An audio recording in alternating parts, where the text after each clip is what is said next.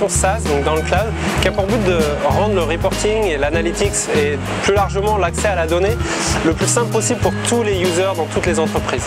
Alors l'aventure Qualitics, elle est née dans ma tête il y a longtemps. Moi j'ai bossé pour Oracle, j'ai été consultant justement en business intelligence au reporting et donc j'ai vu de plein fouet la difficulté et la difficulté qui ne devrait pas exister dans le monde de l'entreprise pour avoir accès à des reports.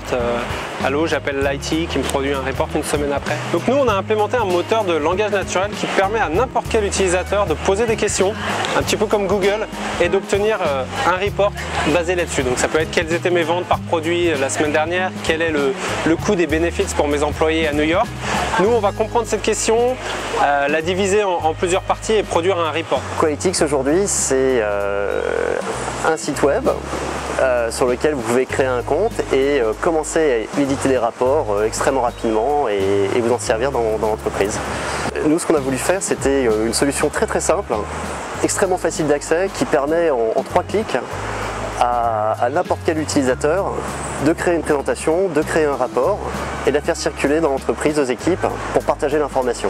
J'ai rencontré Morgane il y a 2-3 ans, on travaillait sur le même bureau, on a commencé à prendre des cafés, les cafés se sont transformés en bière, on a commencé à discuter un petit peu et l'année dernière on s'est dit qu'il y avait vraiment un coup à jouer, on pensait là-dessus et que ça serait vachement sympa de bosser ensemble. Du coup on s'est lancé l'année dernière à commencer à conceptualiser l'application. Ça a bien marché, on a embauché un ancien gars qui bossait pour moi dans mon ancienne boîte.